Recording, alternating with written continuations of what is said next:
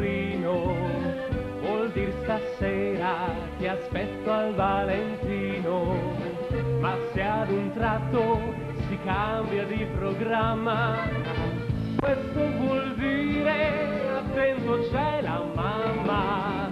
Radio Bologna vuol dire il cuor ti sogna, Radio Milano ti sento da lontano, Radio Sanremo stasera forse ci vedremo, e Radio Igea vuol dire lontan da te mi sento morire.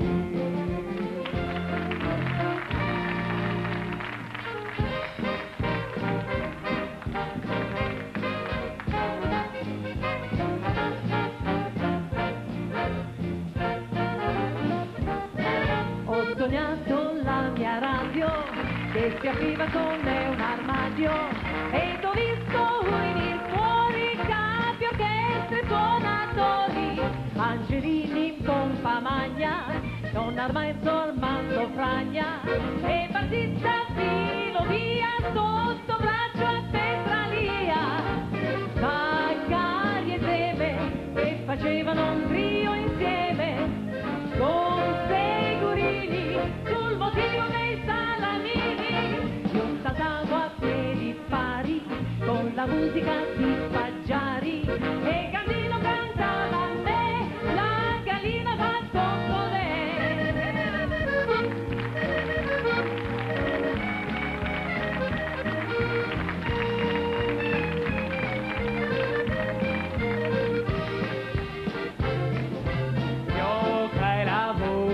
Ormai nell'apparecchio e il nostro cuore è diventato vecchio, ma nel ricordo rimane la poesia.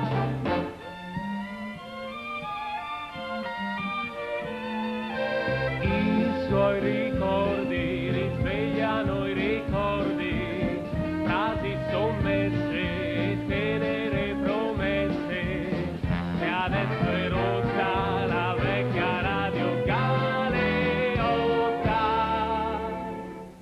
Che importa, oh dolce amore, i nostri cuori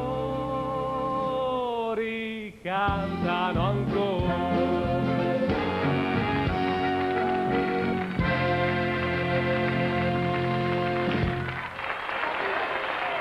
Eugenia Fonigatti, Valeria.